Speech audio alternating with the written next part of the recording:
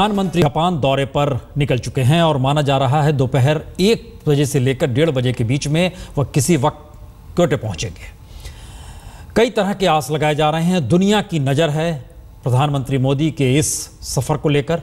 खासतौर से अमेरिका की बड़ी पैनी नज़र है, क्योंकि सितंबर के आखिरी वीक में हफ्ते में बराक ओबामा से भी मुलाकात होनी है। संयुक्त राष्ट्र में भी संबोधन होना है। चीन की भी नज़र है। चीन भी इस दिशा में, वहाँ के राष्ट्रपति भारत आने वाले हैं और सितंबर के महीने में आने वाले हैं। तो एक लिहाज से इस पूरे अंतर्राष्ट्रीय परिप्रेक्ष्य में भारत के प्रधानमंत्री नरेंद्र मोदी कहाँ पर कौन सा समझौता करते हैं, किस दिशा में बात आगे बढ़ती है। और ख़ास तौर से जब पाकिस्तान के साथ वार्ता रद्द कर दी गई और ये कहकर अब रद्द की गई है कि दरअसल आतंकवाद और हिंसा के बीच में बातचीत हो नहीं सकती है। इन सब के कई संकेत हैं, क्योंकि अमेरिका लगातार दबाव बनाते रहा है कि भारत पाकिस्तान के बीच बातचीत चलती रहनी चाहिए। एक नई लकीर प्रधानमंत्री मोदी ने खींची है। दूसरा रास्ता विकास का है, निवेश का है, FDI का है और अंतर्राष्ट्रीय संबंधों के मद्देनजर भारत के हर उस बिसात का है जिस बिसात पर चीन की भी नज़र है, अमेरिका की भी नज़र है और रूस की भी नज़र है।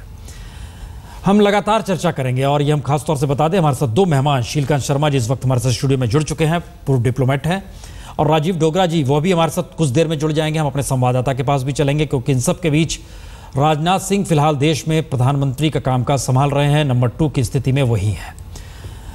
तो हम चर्चा शुरू करें उससे पहले आपको एक रिपोर्ट दिखलाते हैं। तो कि तकरीबन 1 से 1.5 के बीच में प्रधानमंत्री पहुंचेंगे और 5 दिन तक वहां पर रहेंगे। और एक सबसे लंबी यात्रा इस दौर में ये है जब वो विदेशी यात्रा पर निकले हैं।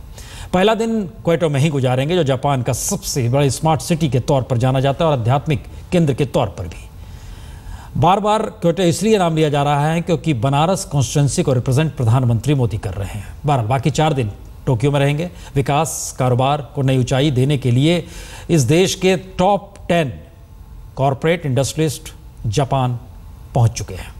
पहले एक रिपोर्ट देखिए।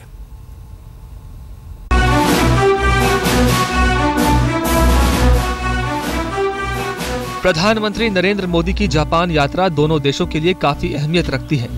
नेपाल और भूटान की तरह मोदी जापान का दिल भी जीतना चाहेंगे। जापान के प्रधानमंत्री शिंजो एबे को जापानी भाषा में ट्वीट करके उन्होंने इसकी शुरुआत भी कर दी है। देश के प्रायोरिटी को देखते हुए स्मार्ट सिटीज की जरूरत है। स्मार्ट सिटीज यानी कि नई सिटीज, जो एग्जिस्टिंग सिटीज हैं उनको नहीं, बट उनके साथ लगे हुए नई सिटीज बनानी, जो कि प्लानिंग में पूरी तरह निपुण हो और सब तरीके के आधुनिक टेक्नोलॉजी में निपुण हो। तो ये एक प्रायोरिटी आइटम है। और बाकी तो ट्रांसपोर्ट के मामले में भी इंडिया काफ़ी इंप्रूव कर सकता है। ट्रांसपोर्ट में हाईवेज भी आते हैं, एयरपोर्ट्स भी आते हैं और बोट्स भी आते हैं और बुलेट ट्रेन्स भी आते हैं। जापान के प्रधानमंत्री शिंजो एबे वैसे भी नरेंद्र मोदी के फैन हैं। ट्विटर पर शिंजो सिर्फ 3 लोगों को फॉलो करते हैं: अपनी पत्नी एकेई एबे, जापानी इतिहासकार नाओकी इनोसे और भारत के प्रधानमंत्री नरेंद्र मोदी। प्रधानमंत्री नरेंद्र मोदी अपनी इस यात्रा के जरिए जापान से और भी मजबूत रिश्ता बनाने की कोशिश करेंगे। ये रिश्ता मजबूत व्यापारिक संबंधों के अलावा अच्छी कूटनीति का भी हिस्सा होगा, क्योंकि जापान और भारत दोनों चीन की दादागिरी बर्दाश्त नहीं करना चाहेंगे। As a first innovative measure ever made by an Indian Prime Minister in reaching out directly to Japanese people, he has tweeted in Japanese too. Japan की फिजाएं प्रधानमंत्री मोदी की अगवानी के लिए तैयार हैं। 5 दिन की अपनी इस यात्रा में नरेंद्र मोदी बहुत कुछ साधना चाहेंगे। प्रधानमंत्री नरेंद्र मोदी और जापानी प्रधानमंत्री शिंजो एबे अगले 5 साल के दौरान भारत में जापानी निवेश 2 गुना करने का समझौता कर सकते हैं। मेक इन इंडिया के अपने नारे को बुलंद करने के लिए मोदी जापान को भारत में मैन्युफैक्चरिंग यूनिट लगाने की बात कर सकते हैं। नरेंद्र मोदी जापान से बुलेट ट्रेन खरीदने का सौदा भी कर सकते हैं। हालांकि जापानी बुलेट ट्रेन चीन की तुलना में ज्यादा महंगी है। टेक्नोलॉजी के मामले में जापान दुनिया की सबसे बड़ी ताकत है, तो जनसंख्या और बाजार के हिसाब से सबकी निगाहें भारत पर लगी रहती हैं। ऐसे में अगर जापान का साथ मिल जाए तो मोदी का मेक इन इंडिया का सपना पूरा हो सकता है और साथ ये दोनों देश मिलकर चीन की बढ़ती हुई ताकत पर अंकुश भी लगा सकते हैं, क्योंकि चीन की बढ़ती हुई दादागिरी से भारत और जापान दोनों ही परेशान हैं। कैमरामैन संजय चौधरी के साथ बालकृष्ण, दिल्ली आज तक।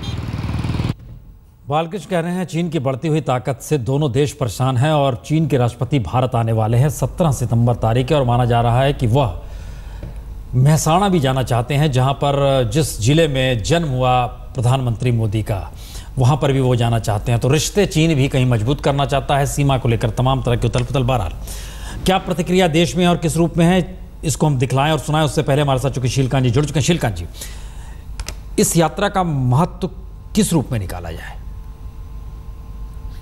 ये भारत के लिए पहली बड़ी विजिट है प्रधानमंत्री मोदी की। एग्जैक्टली। और इसके लिए उन्होंने जापान को चुना है। ये भी अपने आप में एक बड़ी दूरगामी सोची समझी बात है। और कल जो जानने के पहले उन्होंने कहा, वो बात भी बहुत महत्वपूर्ण है कि भारत, चीन और जापान वो नई एशियन सेंचुरी के निर्माण में साथ काम करें।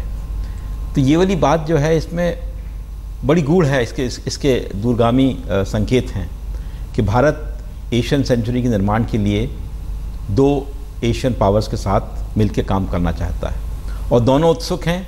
और भारत की तरफ से भी प्रधानमंत्री मोदी ने पर्याप्त रेसिप्रोसिटी दिखाई है। तो ये जो बात है जापान जानने में और जापान के साथ जुड़ने में, उसके लिए पहला तो ये है। ओके, हम इस पे आते हैं। आपने बड़ा महत्वपूर्ण बताया कि पहली विजिट है, तो पहली विजिट स्ट्रेटजिकली ली गई है या फिर किस रूप में? हमारे साथ चूंकि राजीव डोगरा जी भी जुड़ जाएंगे, हम पहले चल रहे हैं बालकृष्ण के पास। हमारे संवाददाता इस वक्त मौजूद हैं। बालकृष्ण, जापान यात्रा को लेकर यहाँ पर चूंकि अब राजनाथ सिंह हैं, चीज़ों को संभाल रहे हैं यहाँ पर, लेकिन यहाँ पर किस तरह से माना जा रहा है कि जापान की यात्रा का मतलब राजनीतिक तौर पर क्या होने वाला है? देखिए, आप इतनी महत्वपूर्ण ये यात्रा है प्रसून, लेकिन इस बात को समझिए कि कोई भी एक भी मंत्री इस समय प्रधानमंत्री के साथ ट्रैवल नहीं कर रहा है। प्रधानमंत्री सिर्फ पूरी तरह से अकेले हैं, सिर्फ विदेश सचिव उनके साथ हैं, NSA है, लेकिन कोई भी मंत्री उनके साथ में नहीं है। यानी कि पूरी तरह प्रधानमंत्री कमांड में होंगे। उनकी विजिट का जो मकसद है वो बिल्कुल साफ है। आपको याद होगा प्रसून की थोड़े समय पहले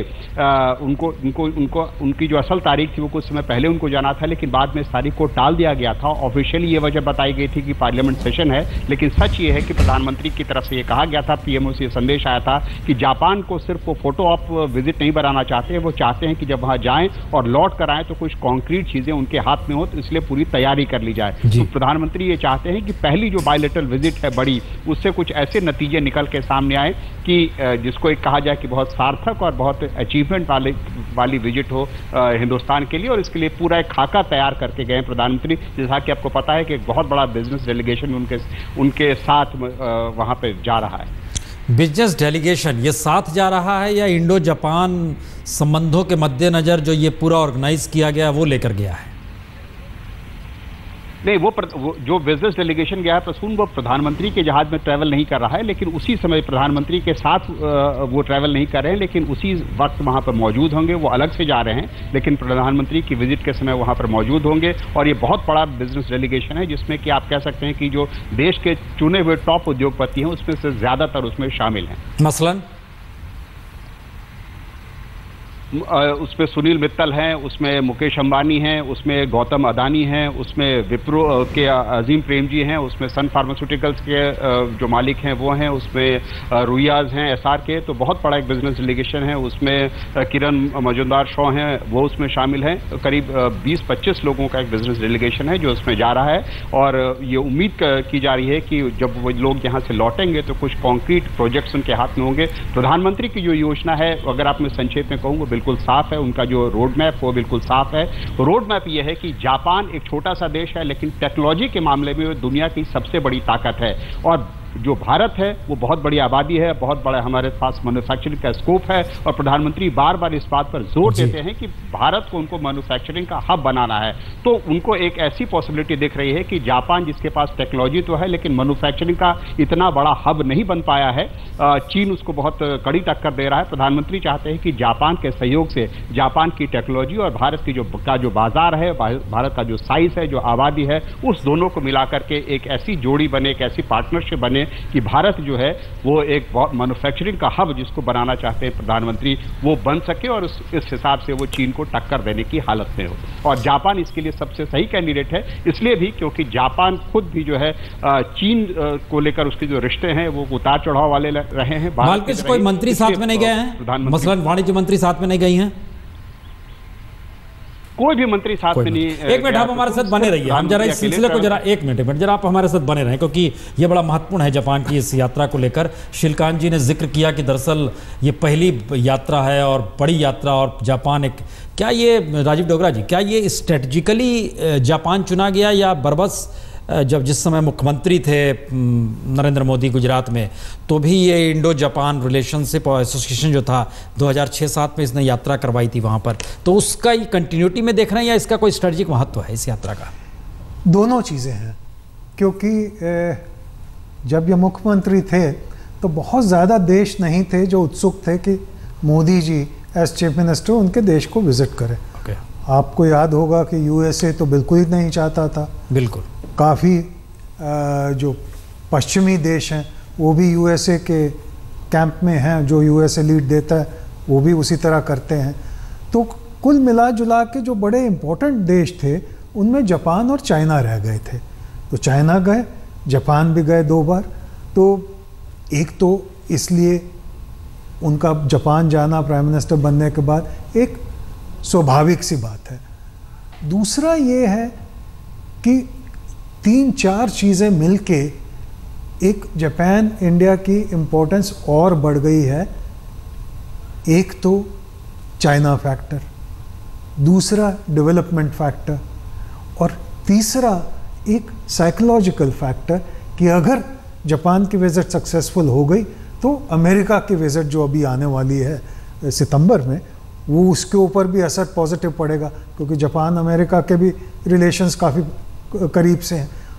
उसके अलावा एक पर्सनल फैक्टर भी है।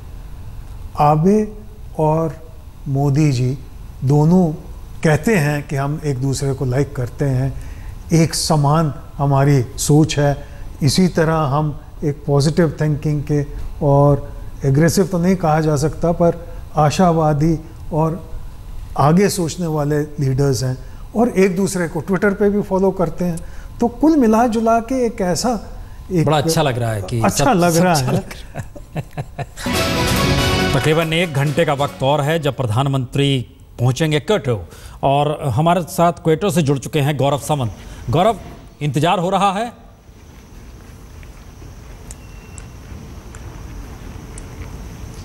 जी हाँ, बेसब्री से भारत के प्रधानमंत्री नरेंद्र मोदी का जापान के लोग और यहाँ के प्रधानमंत्री शिंजो आबे उनकी प्रतीक्षा कर रहे हैं। अब से थोड़ी ही देर में उनका विमान यहाँ लैंड करेगा। एक विशेष भोज का आयोजन प्रधानमंत्री नरेंद्र मोदी के लिए यहाँ के प्रधानमंत्री शिंजो आबे ने किया है। ये एक निजी भोज है, और जैसा एम्बेसडर हमें बता भी रहे थे कि ये दोनों प्रधानमंत्रियों की जो निजी मित्रता है उसका प्रतीक है। इसके अलावा इस समय मैं यहाँ के तोजी मंदिर में खड़ा हूँ। यहाँ पर कल सुबह सबसे पहले प्रधानमंत्री नरेंद्र मोदी आएंगे। यहाँ के मुख्य प्रीस्ट से हमारी बात हुई थी, मोरी सान से, और उन्होंने बताया कि प्रधानमंत्री यहाँ के मंदिर में गौतम बुद्ध की 4 प्रतिमाएं एक मंदिर में है, वहाँ पर विशेष तौर पर दर्शन करना चाहते हैं। उसके अलावा यहाँ 2 और मंदिर हैं, उनके दर्शन करना चाहते हैं इसी तोजी मंदिर परिसर में।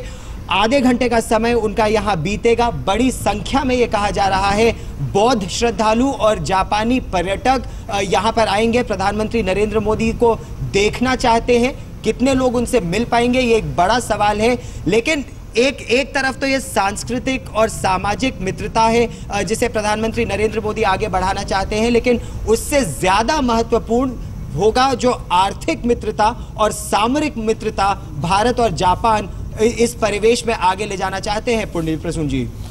गौरव, इससे पहले भी नरेंद्र मोदी जा चुके हैं जापान, लेकिन फिर भी ये खबरें वहां से लगातार आ रही हैं कि बहुत बेसब्री से इंतजार हो रहा है। तो ऐसा क्या है और क्यों है? जी हां, इससे पहले 2 बार गुजरात के मुख्यमंत्री के तौर पर नरेंद्र मोदी यहां आ चुके हैं और शिंजो आबे यहां के प्रधानमंत्री के साथ जो उनकी निजी मित्रता है ये उस दौर को दर्शाती है। वो भी एक समय था जब शिंजो आबे विपक्ष के नेता थे और तब भी नरेंद्र मोदी और उन्होंने काफी समय एक साथ बिताया था। मित्रता वहीं से चली आती है। दोनों बहुत ही स्ट्रॉन्ग नेताओं के रूप में देखे जाते हैं, बहुत ही मजबूत ताकतवर नेता जो एक बड़ी मेजॉरिटी के साथ आए हैं और दोनों ही अपने देश को बहुत आगे ले जाना चाहते हैं। खासतौर पर अगर हम व्यापार, वाणिज्य और आर्थिक नीति की बात करें, यहां पर आबेनॉमिक्स करके एक चीज है वो बहुत प्रचलित है। हिंदुस्तान में मोदीनॉमिक्स की बात तो हम लोग करते ही थे। आर्थिक सहायता जापान की भारत को मिले और सहायता के से ज्यादा निवेश अगर भारत में हो तो उसे यहां एक विन विन सिचुएशन के रूप में देखा जा रहा है। यहां पर पैसा बहुत है, कहां लगाया जाए, कौन सी वो स्टेबल इकोनॉमी है, स्ट्रॉन्ग गवर्नमेंट है जहां पैसा लगाया जाए, वो ये देश देखना चाहता है। क्या मोदी का वो विजन है जो जापान देखना चाहता है? पूरी दुनिया यही देख रही है, पैसा है, लगाए कहां। लेकिन हमारा सवाल ये है कितनी देर में वहां पर पहुंचेंगे? चीन से किस तरह निपटा जाए। लगभग 2 घंटे में प्रधानमंत्री नरेंद्र मोदी का विमान यहां के समय अनुसार लैंड करेगा। क्योटो से लगभग घंटे भर की दूरी पर है वो एयरफील्ड जहां उनका विमान आएगा और उसके बाद वो यहां के प्रधानमंत्री शिंजो आबे से मिलेंगे। आज की जो बातचीत है वो तो निजी स्तर पर दोनों प्रधानमंत्रियों के बीच होगी। कल यहां दर्शन होगा इस मंदिर में। उसके अलावा यहां किस तरह से स्मार्ट सिटी बनी है, यहां पर एक 21वीं सदी का जापान है, स्मार्ट सिटी है क्योटो, और एक ये 16वीं सदी का और 8वीं सदी का यहां पर जापान है। दोनों का समावेश कितना सुंदर है वो प्रधानमंत्री देखेंगे। स्टेम सेल रिसर्च के बारे में जानेंगे। टेक्नोलॉजी भी है, धर्म भी है, आस्था भी है, वाणिज्य भी है। इन सब का रूप यही क्योटो में देखा जाएगा और उसके बाद वो जाएंगे टोक्यो जहां से उनकी औपचारिक यात्रा, एक सेरेमोनियल वेलकम उनका होगा और वहां पर जो आर्थिक यात्रा है वो शुरू होगी। चलिए, बहुत बहुत शुक्रिया आपका, बहुत बहुत शुक्रिया।